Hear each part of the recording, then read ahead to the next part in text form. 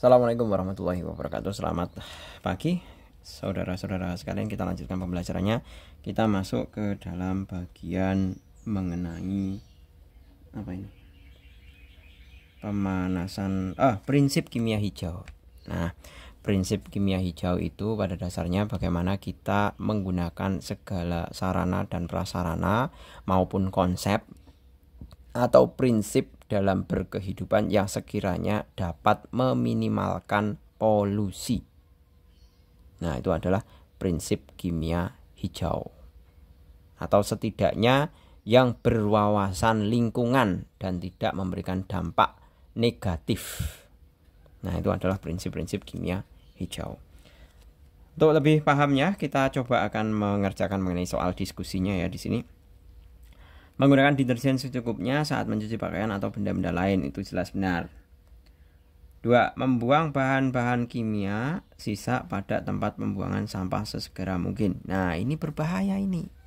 Ini bahan kimia sisa pada tempat pembuangan sampah sesegera mungkin itu malah berbahaya. Jadi ini tidak tepat ya, salah. Mestinya bahan-bahan kimia sisa itu perlu diklasifikasikan ya. Manakah bahan kimia yang berbahaya atau yang tidak berbahaya. Seperti itu. Kemudian selanjutnya, menggunakan peralatan yang terbuat dari bahan plastik sehingga lebih praktis. Itu jelas salah. Itu tidak prinsip hijau sama sekali. Karena apa? Karena notabene yang namanya plastik itu adalah merupakan bahan yang tidak bisa diuraikan sepanjang masa. Selama ada plastik di dalam suatu struktur tanah, maka selama itu juga plastik akan mencemari tanah. Karena apa? Karena sifat plastik itu sendiri yang tidak bisa diuraikan oleh mikroorganisme. Tapi sekarang beberapa tahun terakhir ini kan sudah mulai ada ya plastik ramah lingkungan seperti halnya yang dipakai oleh beberapa minimarket yang ada di jalan-jalan itu kan sudah ditulis bahwa biodegradable. Jadi plastik tersebut akan terdegradasi secara biologis ya. Itu selama 2 tahun atau akan terurai dengan sendirinya selama 2 tahun. Saya belum mengecek secara pastinya ya melakukan percobaan mengenai plastik tersebut apakah itu benar-benar terdegradasi selama 2 tahun atau tidak, itu sampai dengan saat ini Pak Jul belum melakukan percobaan. Seperti itu. Oke, kita lanjut ya. Berarti ini jelas salah ya. Kemudian menggunakan bahan katalis buatan yang alami dalam proses pembuatan bahan kimia. Nah, ini kalau pakainya katalis alami ya oke lah, nggak masalah, itu benar. Kemudian menggalakkan penggunaan pendingin ruangan AC pada gedung-gedung yang tinggi dan tertutup, itu jelas salah. Karena apa? Beberapa AC itu malah menggunakan beberapa AC ya. Beberapa AC, namun tidak semua AC itu masih menggunakan yang namanya CFC atau freon. Nah, padahal sebagaimana kita ketahui bahwa freon itu kan merupakan salah satu zat yang sekiranya dapat menguraikan ozon. Nah, kalau ozonnya berkurang ya udah, resikonya apa? Sinar matahari yang masuk ke bumi di mana di dalamnya itu terkandung sinar ultraviolet itu akan banyak masuk ke permukaan bumi sehingga suhu bumi semakin panas. Ditambah dengan resiko kesehatan lainnya. Jadi jelas ya, ini pernyataan ini adalah juga salah. Lanjut, pada saat berdiskusi tentang penanaman pohon, kelompok Anita dan Fasa membuat 2 simpulan berbeda seperti berikut. Penanaman pohon mampu mengurangi terjadinya pemanasan global karena pepohonan hijau mampu menyerap gas karbon dioksida. Nah, pernyataan tersebut adalah jelas benar ya. Karena apa? Mengurangi terjadinya pemanasan global karena pepohonan hijau mampu menyerap. Nah, karena apa? Karena proses fotosintesis sebagaimana kita ketahui ya, fotosintesis itu kan jelas menggunakan H2O ditambah CO2 akan menghasilkan C6H12O6 plus O2. Nah, ini kan dibutuhkan gitu loh. Nah, CO2 yang dihasilkan dari seluruh proses pembakaran sempurna ya. Kalau CO2 itu pembakarannya sempurna, kalau tidak sempurna itu karbon monoksida. Jadi kalau ini tuh hasil dari pembakaran sempurna. Nah, kalau CO itu pembakaran tidak sempurna. Nah, kalau pembakarannya sempurna ya akan menghasilkan karbon dioksida. Nah, semua hasil karbon dioksida itu akan diserap oleh tumbuhan dalam proses fotosintesis. Ya. Nah, pernyataan yang pertama fase itu benar, sedangkan simpulan Anita, penanaman pohon mampu mengurangi terjadinya pemanasan global karena pepohonan menghasilkan gas oksigen yang dapat menurunkan suhu udara. Itu salah. Gas oksigen itu bukan yang memiliki fungsi sebagai penurun suhu, ya, bukan menurunkan suhu. Gas oksigen itu merupakan hasil dari fotosintesis, itu yang benar. Jadi bukan berarti kalau misalkan kalian berteduh di bawah pohon di siang hari kemudian wah ternyata udaranya segar, sejuk, kemudian suhu tiba-tiba turun, itu bukan seperti itu ya. Nah, segarnya kemudian sejuknya itu karena apa? Karena pohon itu mengeluarkan oksigen, sedangkan oksigen itu dibutuhkan kita dalam proses respirasi ya. Jadi kalau tumbuhan itu memproduksi oksigen, nah kita makhluk hidup itu yang memanfaatkan oksigen. Berikut juga tumbuhan. Jadi tumbuhan itu bukan hanya fotosintesis ya, tapi tumbuhan itu juga ikut respirasi. Karena prinsip dasarnya semua makhluk hidup itu adalah pasti melakukan pernapasan atau respirasi. Gitu. Jadi ini simpulan Anita adalah salah. Jadi yang menurunkan suhu pemanasan global itu bukan karena pepohonan ya, bukan karena pepohonan. Apakah lantas seketika kemudian kita menanam pohon langsung suhunya langsung turun? Kan tidak mungkin seperti itu. Lanjut ke yang nomor ketiga di sini. Yang nomor ketiga, pada saat ini penggunaan klorofluorokarbon CFC banyak digantikan dengan hidroklorofluorokarbon HClFC dan hidrofluorokarbon HFC. Mengapa perlu dilakukan penggantian bahan tersebut? Nah, tentunya adalah sebagaimana kita ketahui sebelumnya bahwa CFC itu dapat mengikat ozon dan kemudian menguraikannya. Ya. CFC dapat mengikat ozon dan menguraikannya. Sehingga ozonnya tipis atau istilahnya berlubang itu tadi. Kalau berlubang, sinar ultraviolet semakin banyak masuk ke bumi sehingga suhunya tinggi. Nah, berbeda dengan HClFC dan juga HVC. HClFC dan HVC itu juga sama-sama mengandung apa ini? Fluoro ya. Klorofluorokarbon ya. Hidroklorofluorokarbon. Ini kalau ini hidrofluorokarbon, namun reaktivitas HClFC dan HVC itu tidak sereaktif CFC. Ya.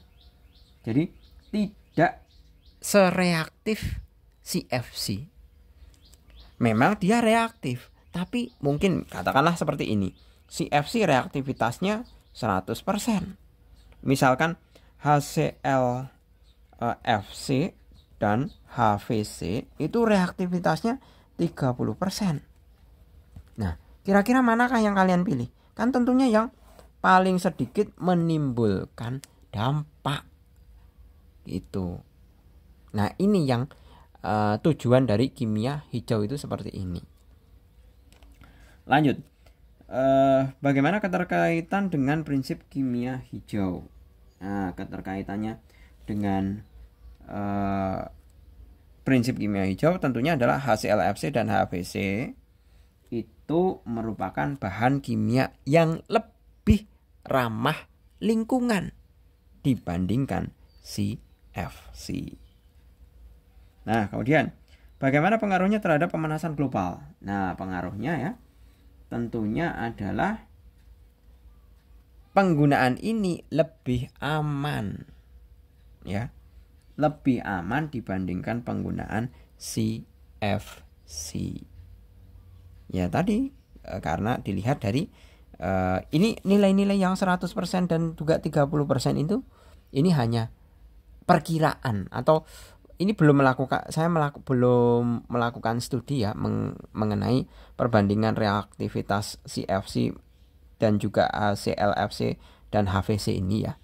Ini hanya sebagai contoh saja, misalkan 100%, yang satunya 30%. Otomatis kan kita milih yang lebih sedikit dampaknya gitu loh.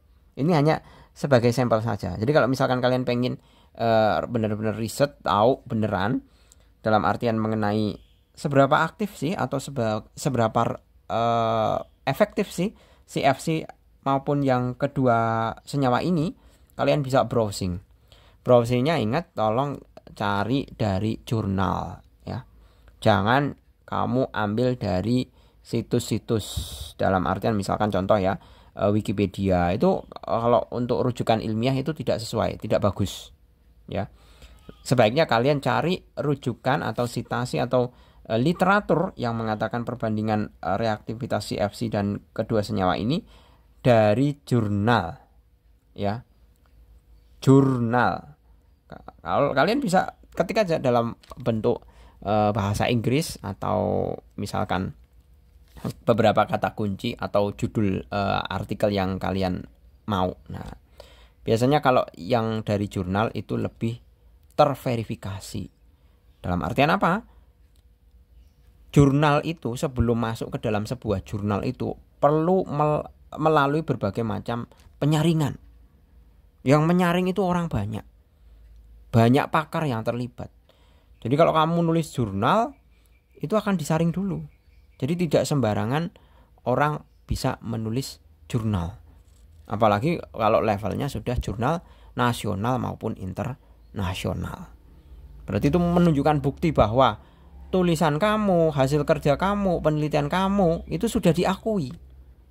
Ya, sudah diakui dan sudah diuji oleh beberapa pakar. Nah, itu makanya Pak Jul itu kalau merekomendkan kalau kalian cari literasi mengenai percobaan-percobaan, carilah di jurnal. Di buku textbook mungkin ya bisalah textbook. Misalkan kamu cari di literatur perpustakaan mengenai efektivitas CFC dan dua senyawa ini, itu juga tidak apa-apa. Oke, lanjut ya. Yang terakhir, pada saat ini penggunaan bahan bakar fosil masih banyak dilakukan. Bagaimana kaitannya dengan penerapan prinsip kimia hijau? Nah, tentunya adalah pembakaran bahan bakar fosil itu dapat menghasilkan gas rumah kaca. Karena apa?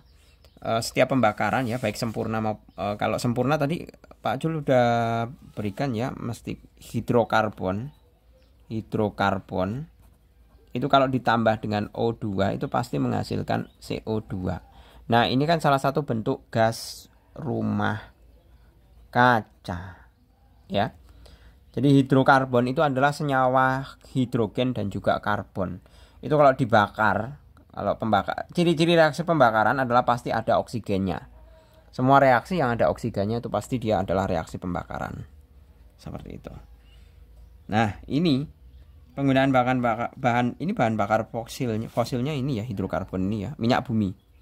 Bahan bakar fosil. Nah, ini biasanya CHNM. Nah, C biasanya rumusan hidrokarbon itu seperti ini. Ya. Jadi semakin banyak hidrokarbon yang dibakar, semakin banyak CO2 yang dihasilkan. Semakin banyak CO2 yang dihasilkan, semakin banyak gas rumah kaca yang akan menguraikan ozon. Ozonnya semakin banyak bolongnya, suhu bumi semakin meningkat. Suhu bumi semakin meningkat, kutub es mencair, permukaan air laut menaik, banyak daratan yang tenggelam. Akibat turunannya adalah banyak orang penderita kanker kulit. Ya kan? Kemarin ada siswa pondok di lingkungan Pak Jul ya, itu melakukan mukoyam. Mukoyam itu istilahnya perjalanan atau pramuka lah, kemah, camping selama 3 hari. Dia sampai 3 hari ya, 3 hari di siang-siang dijemur kayak gitu, itu ada beberapa siswa itu yang di bagian pelipis, dahi, kening ya, itu ada yang seperti terbakar. Seperti halnya mengelupas, bukan seperti orang kebakaran, itu enggak sih, tapi kulitnya itu mengelupas. Itu kebetulan anaknya dokter ya, kemudian langsung ibunya datang ke pondok untuk memeriksa anaknya. Itu karena itu ya, saking panasnya luar biasa. Bumi kita sudah semakin panas, dan itu harus kita sadari baik-baik. Makanya kalau kalian sebagai generasi muda, kalau bisa usahakan setiap anak atau bayi yang terlahir di Indonesia atau di bumi ini setidaknya bisa mengusahakan menjaga 1 pohon ya. Jadi istilahnya ya, 1 pohon yang benar-benar besar, dibesarkan sampai besar, yang bisa memproduksi oksigen dan menyerap karbon dioksida. Utamanya adalah menyerap karbon dioksida. Gitu ya. Oke, saya rasa cukup, semoga bermanfaat. Terima kasih, selamat pagi. Assalamualaikum warahmatullahi wabarakatuh.